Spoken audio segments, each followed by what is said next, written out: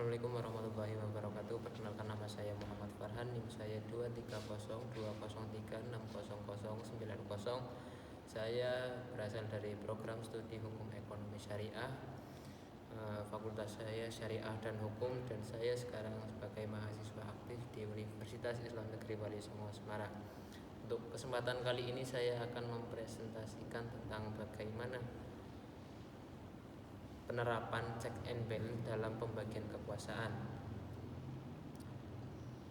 Check and balance adalah suatu sistem penguasaan dan saling membatasi antara lembaga-lembaga negara agar tidak ada satu lembaga yang memiliki kekuasaan yang absolut.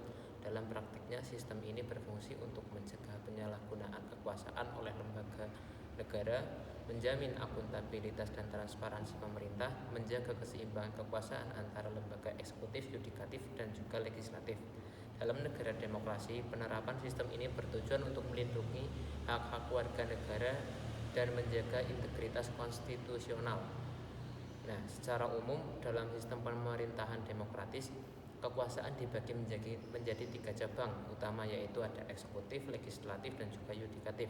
Pembahasan yang pertama yaitu eksekutif bertanggung jawab untuk menjalankan pemerintah dan kebijakan negara. Di Indonesia, kekuasaan ini dipegang oleh presiden dan jajaran pemerintahannya. Yang kedua adalah legislatif, bertugas membuat undang-undang dan mengawasi jalannya pemerintahan. Dalam konteks Indonesia, ini ada DPR dan juga DPD. Yang ketiga ada yudikatif. Fungsi utamanya adalah menegakkan hukum dan memastikan bahwa semua kebijakan sesuai dengan konstitusi. Lembaga-lembaga yang terlibat seperti Mahkamah Agung, Mahkamah Konstitusi, dan juga pengadilan yang lainnya. Pembagian ini bertujuan untuk menjaga agar tidak ada lembaga yang dapat menguasai negara secara sepihak, serta untuk memastikan bahwa semua lembaga saling mengawasi dan membatasi satu sama lain. Dan prinsip dasar dari sistem check and balance meliputi 2 konsep utama. Yang pertama, pasti cek atau pengawasan. Setiap lembaga memiliki hak dan untuk mengawasi, memeriksa, dan juga bahkan membatalkan tindakan lembaga lainnya jika dianggap tidak sesuai dengan hukum atau kepentingan negara. Yang kedua, balance atau keseimbangan. Kekuasaan antara lembaga harus seimbang sehingga tidak ada lembaga yang terlalu kuat dan berpotensi untuk menyalahgunakan kewenangannya. Secara teori, check and balance bertujuan untuk menghindari konsentrasi kekuasaan pada satu titik dan mendorong kolaborasi antar lembaga untuk menciptakan keputusan yang lebih adil dan bijaksana.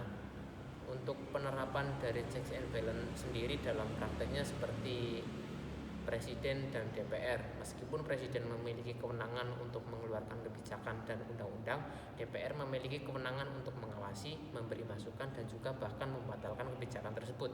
Misalnya melalui hak angket atau hak budget, DPR dapat menuntut penjelasan dan membatalkan kebijakan yang dianggap merugikan rakyat.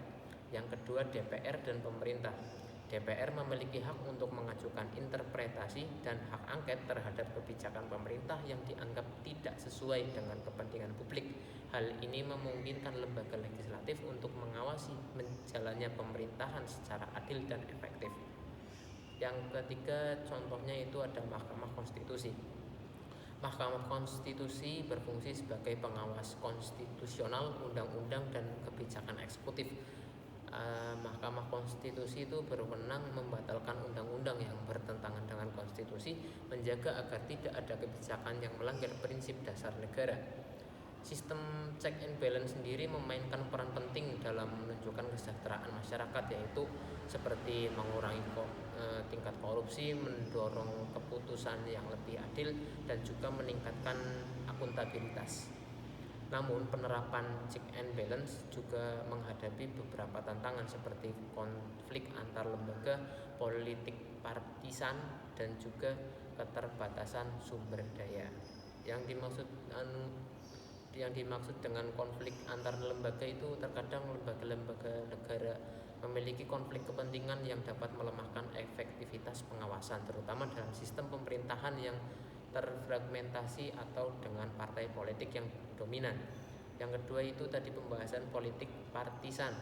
Ketika lembaga-lembaga negara lebih mementingkan kepentingan politik daripada kepentingan publik, check and balance bisa terhambat. Sebagai contoh, koalisi politik yang kuat mengurangi efektivitas pengawasan lembaga legislatif terhadap eksekutif. Yang ketiga itu keterbatasan sumber daya pemerintahan dan lembaga legislatif, mungkin kekurangan sumber daya untuk melakukan pengawasan yang efektif. Hal ini dapat terjadi karena terbatasnya anggaran atau kurangnya tenaga ahli dalam melakukan analisis kebijakan. Kesimpulannya, check and balance merupakan elemen krusial dalam pembagian kekuasaan dalam sistem pemerintahan demokratis. Sistem ini bertujuan untuk menjaga keseimbangan kekuasaan, mencegah penyalahgunaan kekuasaan, dan menjamin akuntabilitas dalam pemerintahan. Meskipun menghadapi berbagai tantangan, penerapan sistem check and balance yang efektif sangat penting untuk mewujudkan pemerintahan yang transparan, berorientasi pada kesejahteraan masyarakat. Terima kasih, mungkin cukup sekian yang saya sampaikan. Apabila ada salah-salah kata, saya mohon sebesar-besarnya. Mohon maaf sebesar-besarnya. Wassalamualaikum warahmatullahi wabarakatuh.